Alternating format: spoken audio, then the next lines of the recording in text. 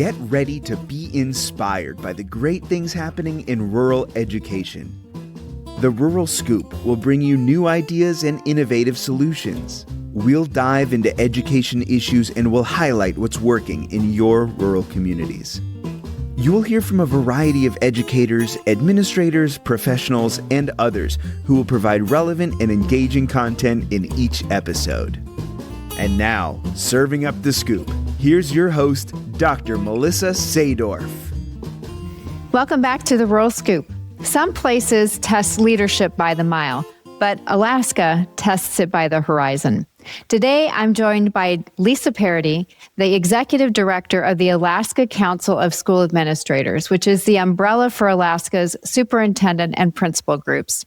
Lisa has lived and worked across the state from the North Slope to the Capitol, and she carries a clear-eyed view of what it takes to run schools on the edge of the map. Stable funding that matches reality, facilities that meet basic human needs before we talk excellence, and a people pipeline strong enough to staff classrooms in communities that you can only reach by plane.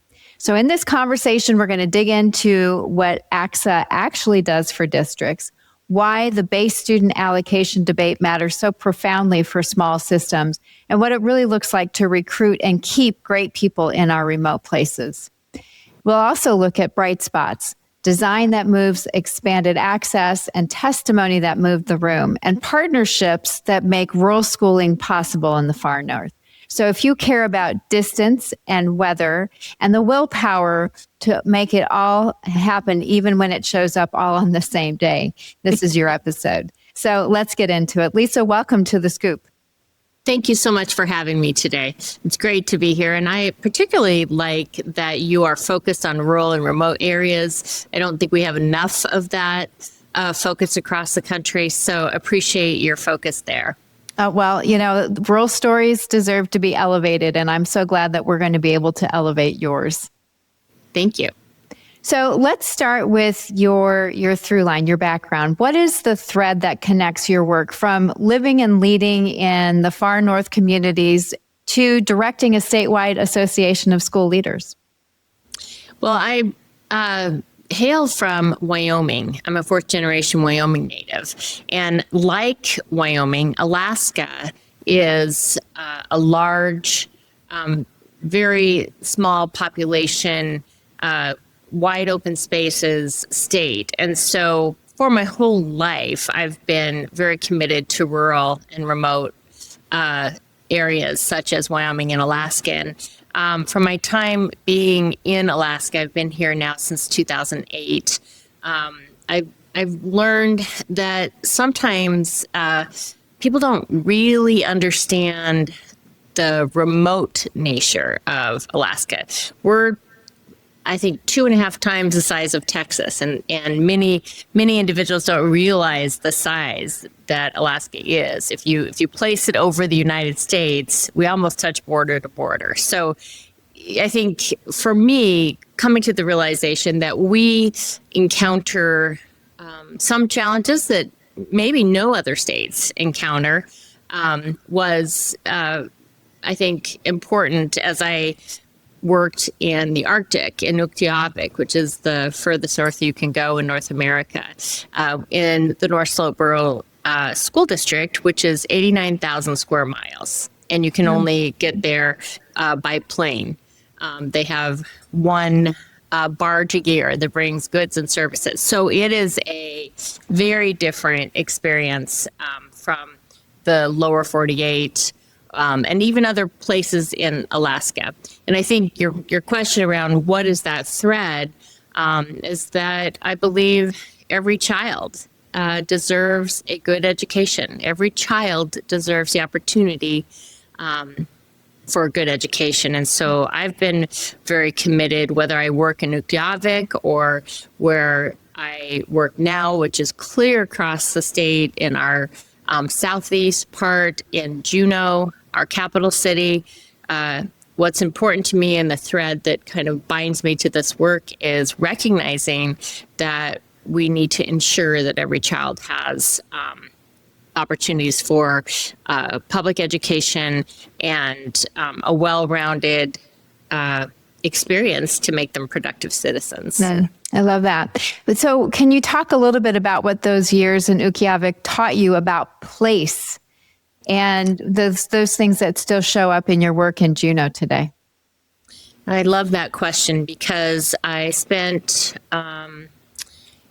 a lot of time there, many years, and in that time, our district, through our board leadership and the community, we're really committed to integrating the culture, history, and language with the standards, the Alaska State standards. And so we developed a framework. I had a partner in this development, Basara Kacharik, who was an Alaska Native leader who really band together with me to develop this framework called the NuBE Learning Framework.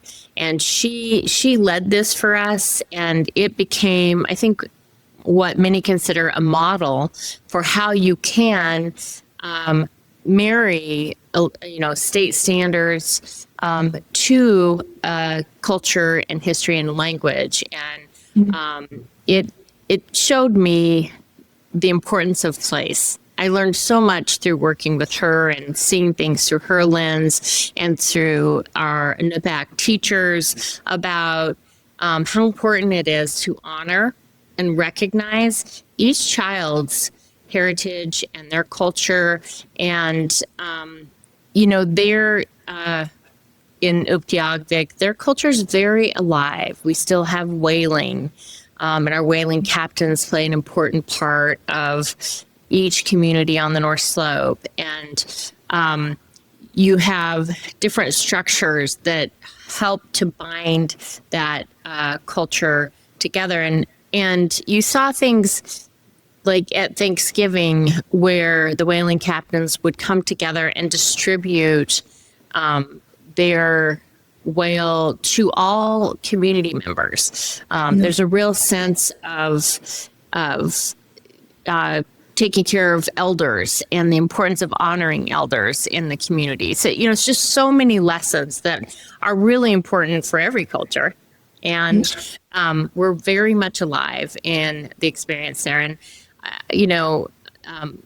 my family really integrated into the community and enjoyed the celebrations and the traditions that were associated with that culture. And through our work with the NuBE Learning Framework, we were able to highlight for the state. We presented all over the state. We ended up presenting, at the Smithsonian Institute, a framework that can work in current day education to embrace different cultures and still recognize the important things that we have to have to be successful for every child. If you were to explain Alaska's North Star as it relates to that framework that you put together, what would that one thing be? What is that sentence that kind of encapsulates the work that you did? I'd have to quite candidly defer to the many local educators and others that worked collectively to bring the framework together to maybe really put that in one sentence. But in my heart, I would tell you it's honoring and recognizing the critical importance of culture, the history, and the language of the NuBE in this case, but really of any community. And in Alaska, we're so blessed to have so many recognized tribes and so many opportunities to honor that culture and history. And, I think as educators, we recognize too that we live in a society that expects our children to know how to read, how to do mathematics, how to understand science, et cetera. So it's the bringing together of those pieces all in support of our future generations. Love that. So you're currently working with ACSA. And so when a rural district calls you, what are the top 1 or 2 problems that you're trying to help them and support them around? And then once you know what the problem is, how do you move to action? What do you do next? I would be remiss if I didn't say, what our mission is. It's leadership, it's unity, and it's advocacy for public education. And in Alaska, public education includes our neighborhood schools, it includes our charter schools, and it includes our correspondence schools. So these schools of choice are all included under the umbrella of public education in Alaska, which I think is very positive. To hopefully reduce division across different choices that are available to parents and families and children. And then we provide professional forums through professional development arm. We provide policy advocacy, and we are really the entity that's responsible for growing our statewide leadership. We do all of the leadership development for essentially all school districts minus teachers. So we represent all administrators and run the aspiring programs, the early career programs, all those types of mentoring and development programs to grow our leadership. And so when it comes to rural leaders, sometimes they have additional needs. They may not fully, when they become a leader as a building leader or a superintendent or other leader in a rural area, they may not fully have been in that experience before. And so they may not recognize some of the additional steps that they have to take. So, for example, in our most remote areas, and our rural areas, we still struggle with connectivity and having adequate bandwidth to meet the needs of our students and also of our educators in terms of trying to develop materials and, teach. They may not have access to the same kinds of opportunities to do that as maybe their urban counterparts because they're limited on connectivity. So I think, recognizing there's some things that you have to address or that might be more of an issue in those contexts than maybe their urban counterparts. And also what's true and unfortunately true is that our rural and remote areas have a higher turnover. We all know that we're in an education shortage in this nature or in this nation that we've never seen before. The number of individuals going into education has been greatly reduced. And what has happened in Alaska, and particularly in our rural areas, is that we've lost competitiveness in the sense that our salary and compensation packages have not kept up with inflation.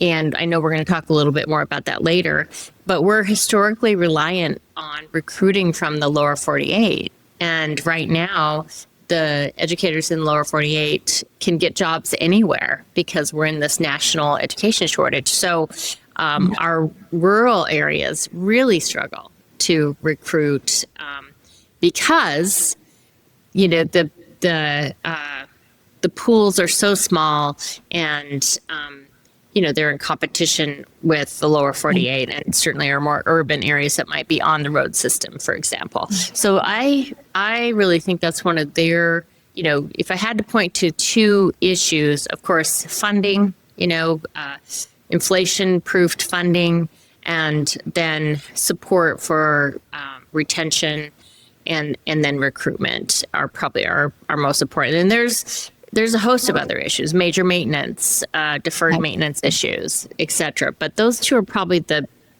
most prominent right now. So let's step into that, Lisa, as far as the funding outlook and the base student allocation. You've urged lawmakers to make a significant and stable increase to per student funding. Can you let people, our listeners, know what's the case for rural systems that you're really addressing in case there's different systems in their state that may not be similar? Well, I think we've lost, like I said, competitiveness.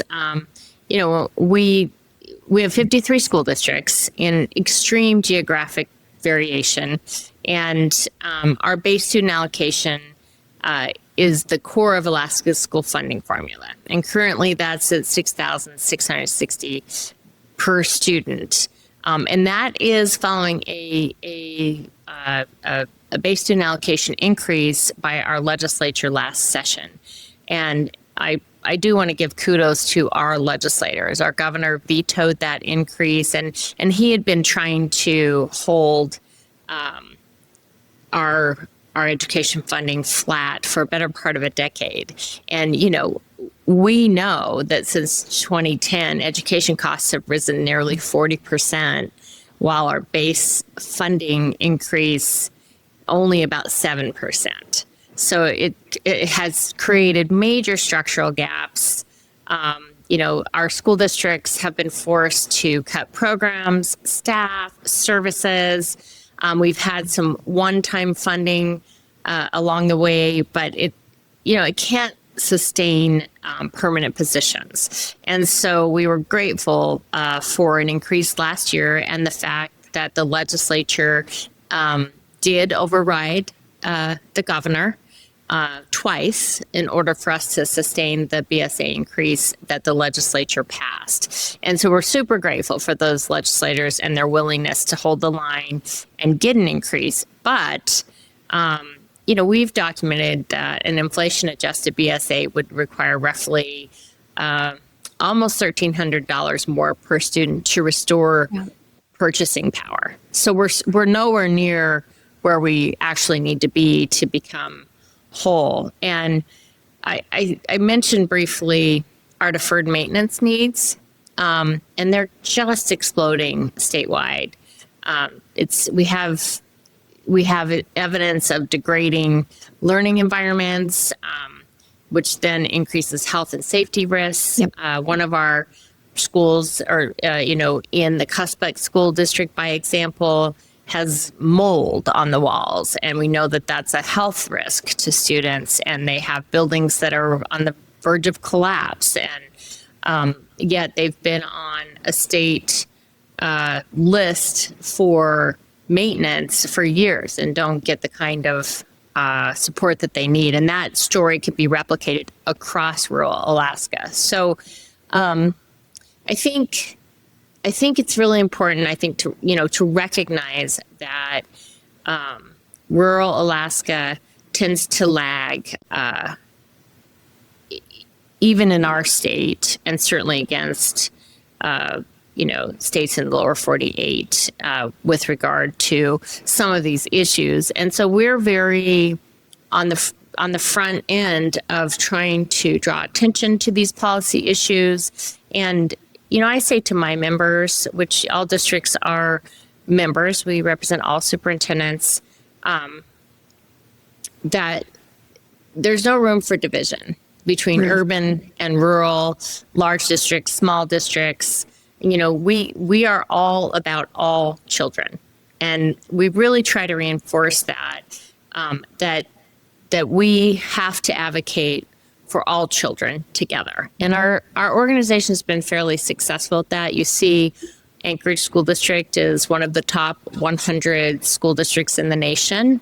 And they have, half our students in the state, and their superintendent is at the table and, supports rural Alaska and the rest of our districts, because we do understand that every child deserves a solid public education. And I feel like that's one of the things that the association does pretty well. Yeah. You mentioned the facilities, and I want to talk a little bit more about that, because that certainly it's a facilities and a Maslow first problem. And you've argued that some rural schools really do struggle to meet basic facility needs like water, safe spaces, heat, which really does undercut everything else. When you are communicating that to your communities and to policymakers, What have you done that really helps communicate what those stakes are for those students and the staff that work in those schools that seems to have actually worked? Well, I think several fronts. I mean, I do often put our leaders in front of legislators and, finance committees and education committees to talk about their direct experience. I tried to help them to understand that, for example, with deferred maintenance or capital construction, that facilities funding is directly tied to student outcomes because educators, have to take care of the whole child, and maintaining busing, safe transportation to school, maintaining facilities, all of those things are a part of that. And if a school, for example, can't maintain a safe temperature, and we have schools in the Arctic, that's going to impact the ability for students to learn. Air quality, as you said, water systems. If we don't have running water in a school, that is going to impact our students, it's going to impact our staff, our ability to retain staff. And ultimately, we know that learning suffers. So all of those pieces are tied to outcomes. And, policymakers are very concerned about outcomes, as are educators. And we put examples in front of them of how one impacts the other.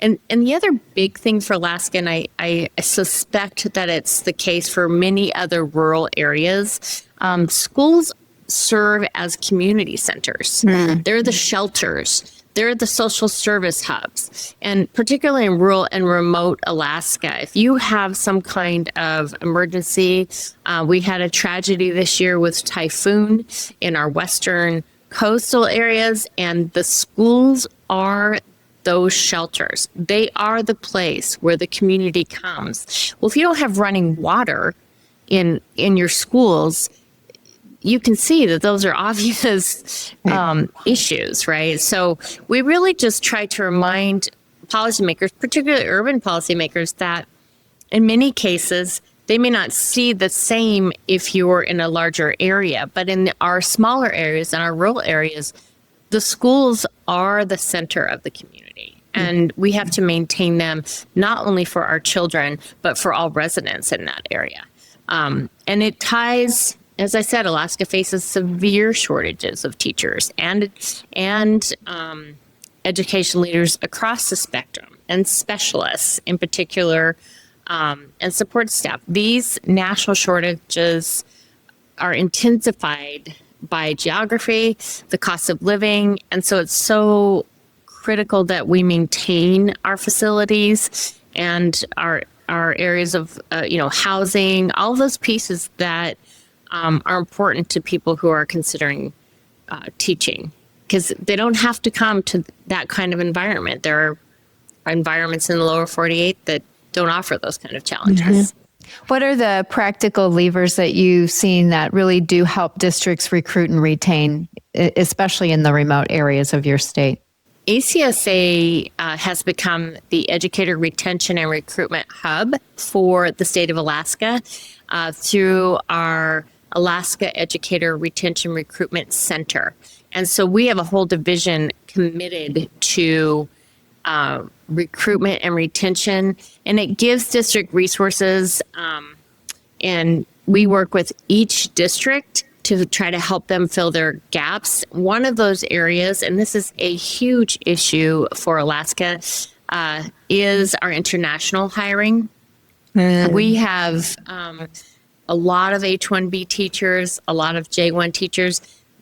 Generally speaking, they're excellent teachers. And what's happened recently is this administration has put a $100,000 price tag on each H-1B applicant, and that has effectively crippled hiring international teachers. And then the consequence of that is going to be severe, particularly in our rural and remote areas. And I'll tell you, I am a part, there's one of me in each state.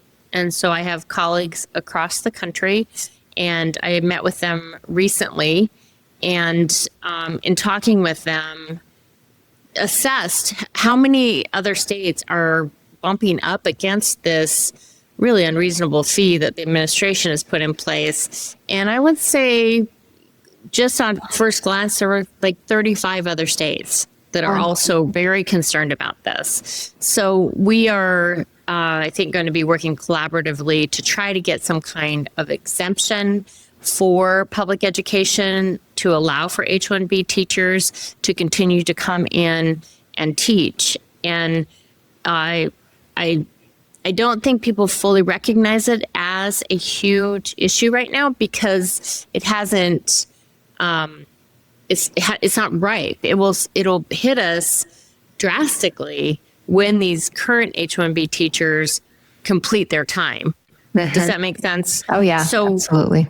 We're trying to get ahead of that time. And for those folks who don't really understand, an example that my colleague out of Texas gave me is, Dallas, for example, has, over 100 H-1B teachers, and 40% of them are special education teachers. And these are highly qualified teachers from, different places internationally who come in and help us to fully staff our classrooms. In Alaska, in rural Alaska in particular, they play a huge role. So we're pushing on this one to try to get an exemption so that we can continue to work with international teachers. Yeah.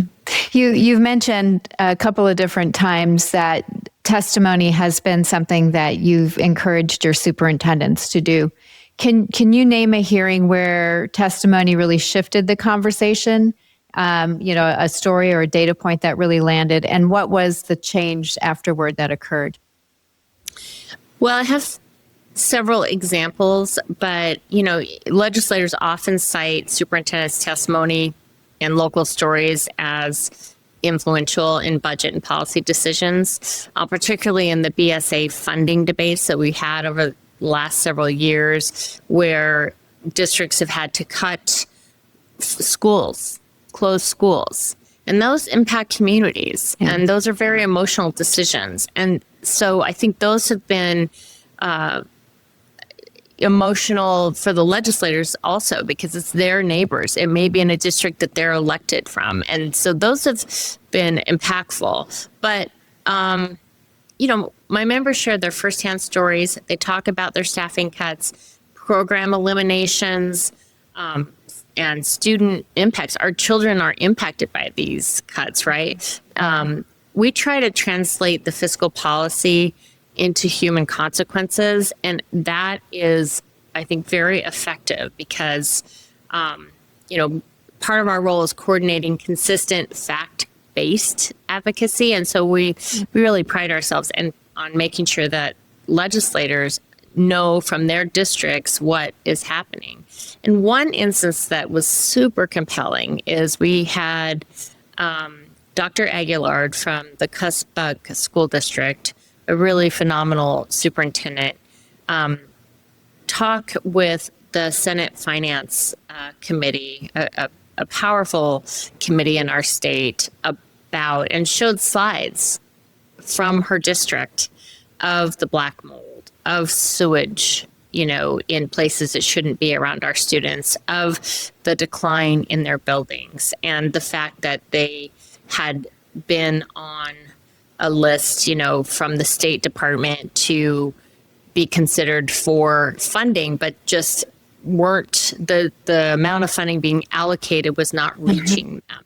And so these problems continue to escalate. And I think those committee members seeing what the children in that district were trying to learn in was very compelling. And they immediately took steps to increase major maintenance funding and capital construction funding. And I think there's been a heightened awareness since that hearing of our needs. And I know from talking to many of those really thoughtful legislators that there's an understanding in our state that rural Alaska, I think, I may have this wrong, but I think like 40% of our schools are 60 years or older. So people are understanding like this is a is a big issue, but it was that one hearing where it just became really visceral. And I think it kind of heightened the awareness of that issue. And we see that happening across the state with different issues, but that one sticks out. Yeah, and for good reason. From your Alaska Reads Act testimony to today, can you talk a little bit about that, what it was, and then what is going on with the early literacy conversation in Alaska that came out of that?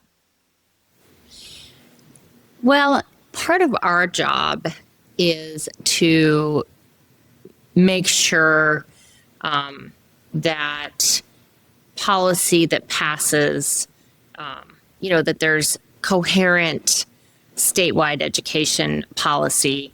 And in its initial form, the READS Act had some misalignment with school districts. It included things like retention of students that weren't proficient by third grade. And we work through our Alaska Staff Development Network a lot with John Hattie and his visible learning research, where he did a meta-analysis of all effective strategies for students. And we knew from working with him directly that retention of students is not only not effective, but it actually hurts children.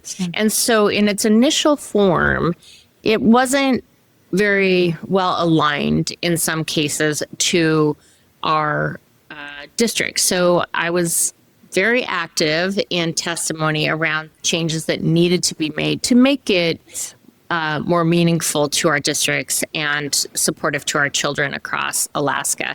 And I want to credit legislators. It took a couple of years to get the legislation passed, as it should. When you're doing comprehensive legislation, usually it's not great out of the box. Usually it needs the input and the feedback and the discussions from across the state about what its impact is going to be and how do we make it the best bill it can be. And so fortunately, it had that time. And we ultimately saw a bill that was much, much stronger and has resulted in some really good movement in terms of early literacy. So it was a little bit of a journey to get there, but I felt like it all came together. And now our organization does considerable work through the Alaska Staff Development Network to support our educators with professional development that's comprehensive, in support of our children. And the State Department has one conference that really hones in on reading literacy specifically. So I think our fear was that it would be an unfunded mandate, and it has been. I want to be really clear. We were modeling it after Mississippi and some other states who have done phenomenal work in early literacy. And they have been funded every year for that work over time, consistently over time. Our commissioner at the time, Commissioner Johnson, who was adored and a good friend, he left our superintendent presidency, went into the commissionership and really worked well with our organizations. He brought the commissioner of Mississippi into Alaska to testify about their program and the progress that they had seen and what were the levers around that. And one of the things that's very different from what we've experienced is she had said, the state made a commitment financially and they did an appropriation every year for, I think, almost a decade. And they saw the results. And so our legislature and governor kind of promised that on the front end, and then the funding really has not come. And so we've been grateful, I think, for the COVID funding, because a lot of our school districts were able to, steal from here to there, to try to implement the act the way it was intended. But now that that funding is gone, it's been much more difficult because it really has been unfunded. And so it's a good act. We are seeing some positive things, and we're so delighted, but I think it's largely due to the leadership of our members who are just trying to make it happen in whatever way that they can. And I just give them a lot of credit for the implementation they've been able to do, even though it really hasn't been funded. And that's where we're trying to come back and move that needle to say, let's do some specific appropriations to keep this going for our children. And I have a lot of confidence. We have great legislators, and they care about children and they care about reading. I think it's going to come together. It's just that educators, and you probably hear this all the time, we're good at making things happen. We almost mask the difficulties because we're so good at problem solving and making it happen even when it's against us, right? And I tell my members, I'm like, you guys are so good that it's hard for people to see how hard this is because you just do more with less and you make it look good. And that is the truth. So I'm hopeful it's going to move more in the right direction in terms of funding, but I couldn't be more proud of our districts across the state for just making it work and focusing on our children to increase their reading comprehension and skills. And we're seeing some of that. So that's exciting. That's very cool. And you're right. I don't think that you're alone in that effort to make sure that people understand what's going on. Lisa, I want to shift slightly and talk about student wellness because that's such an integral part of the work that superintendents are doing, whether they're rural or not. But can you talk specifically about where are rural districts making real gains on student safety and mental health, especially when we know that there are typically pretty thin local services in rural communities? Yeah, I think student wellness and school safety are our top statewide concerns and priorities, alongside what I've been talking about with funding and workforce. Obviously, our children's safety and wellness are a high priority. And I think many communities and schools do provide kind of primary mental health and social supports. And often in our most remote areas, it's without local clinicians or agencies, right? Like we have some really very difficult statistics. Alaska ranks first in suicide rates nationally. We rank first in chronic absenteeism. I mean, there's things that we have to keep working on. But I think our education leaders are acutely aware of those things, and they're focused on belonging and safety, and they know that those things together kind of drive attendance and engagement, and ultimately student achievement, especially in our small communities and our rural communities. And it's just an area that we have to continue to focus on. I'm encouraged by some work recently where we received a huge appropriation from the federal government to support our healthcare, which also includes these pieces. And so I'm hopeful that we'll see more support, maybe through telehealth and mental health, maybe through, some creative mechanisms to support our students in these areas. It's one of the challenges, right? There may not be the adequate support in the community. So how do we expand support to our students in communities that may not have, like I said, clinics or those types of professionals? And so I hope through this new expansion with healthcare through our Department of Health, we'll see more support for our most rural areas that need additional support because they may not have it in the community. Yeah.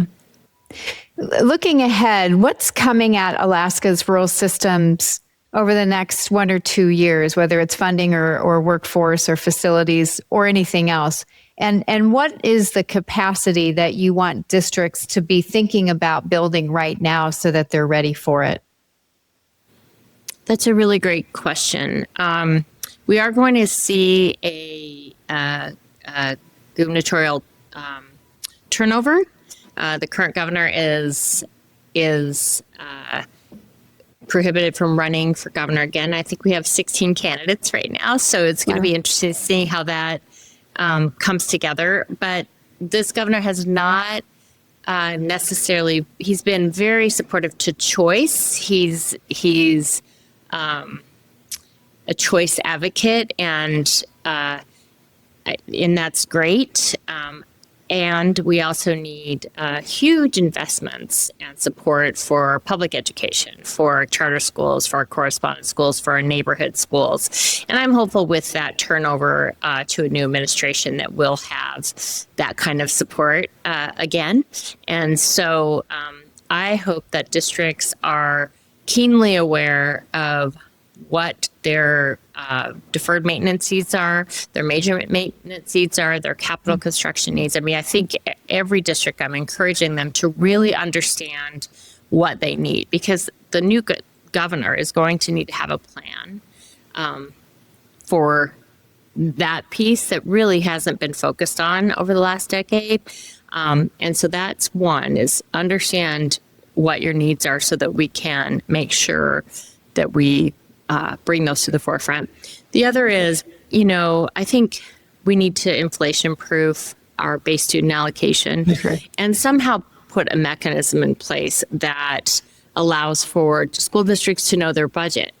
And I think every district in the nation probably deals with, you're doing budgets, but if you don't know what your amount of money is in order to do your budgets, then the budget you do is really just your best guess, right? Where the legislature is going to end up with their commitments. So we're hoping there's some great legislation in place right now that one of our huge advocates, Representative Story, has that will do a rolling, like a 3-year average. So the highest in 3-year average.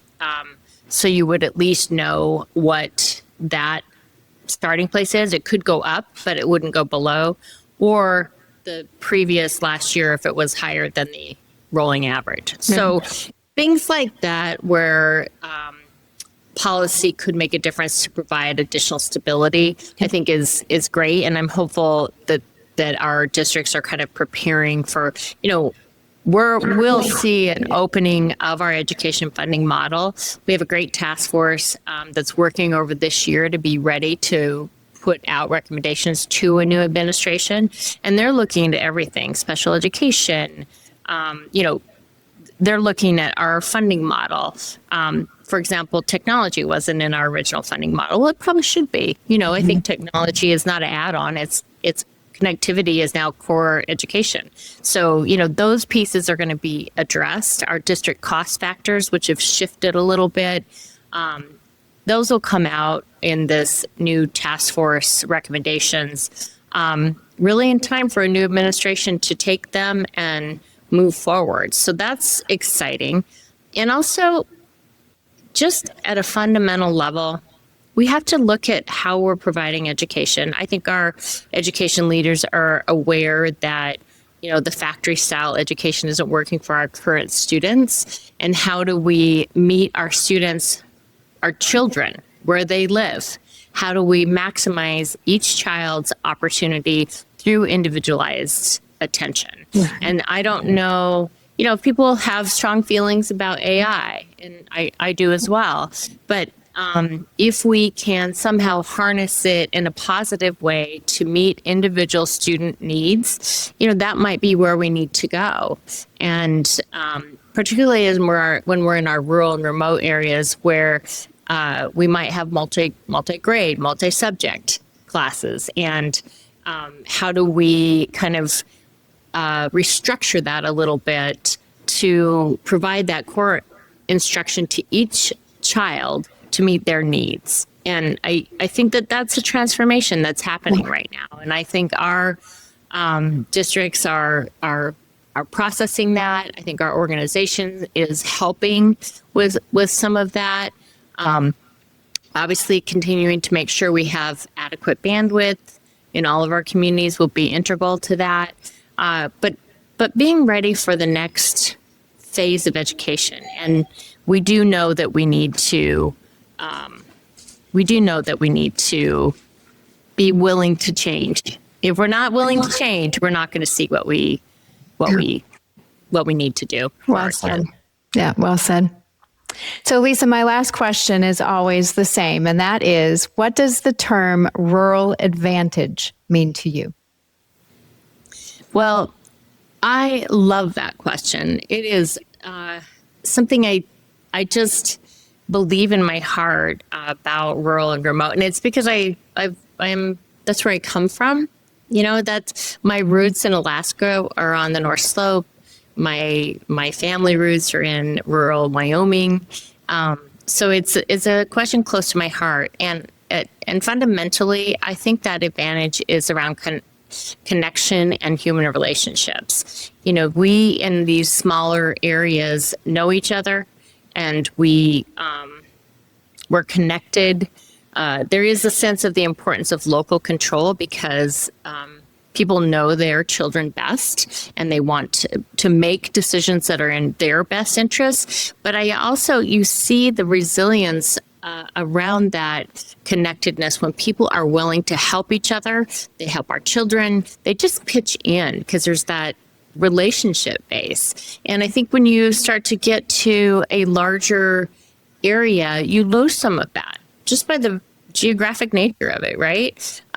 So I think the rural advantage is all related to the relationships that exist in those rural areas. And also the commitment to the area and the children and the families is really powerful. So that's probably what I would say. It's a great answer. Thank you for sharing that. Well, Lisa, I want to thank you for bringing Alaska's reality really into sharp focus and showing how steady funding and safe facilities and a strong people pipeline really do translate into opportunity at the corners of our country. Your perspective from the North Slope to the Capitol and the way that ACSA really does turn advocacy into supports that districts can actually use really give leaders that clearer path forward. And I appreciate the work that you're doing in your state to ensure that your leaders are supported in that way. Thank you so much. I appreciate the opportunity to talk about Alaska. It's such an incredible state. I'm so blessed to be able to live here.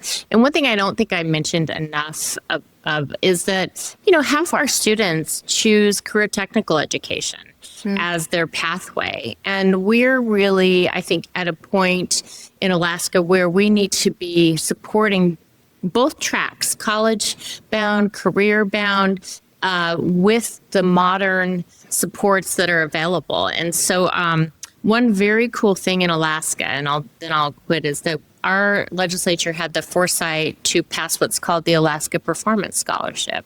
And it supports any Alaska child, whether you want to be college-bound or whether you want to be career-bound, with the opportunity to go to school in Alaska. We have the University of Alaska.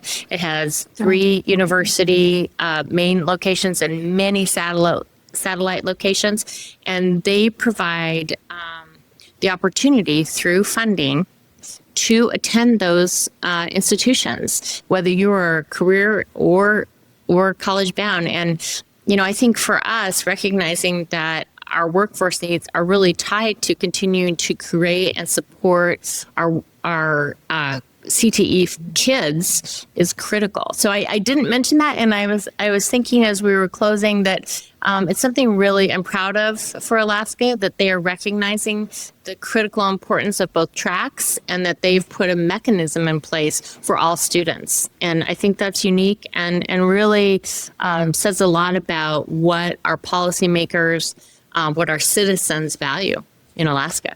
Yeah, agreed. And I wish all states had that framing for their CTE and college-going students. So that's fantastic. Yeah. Well, thank you again so much for inviting me today.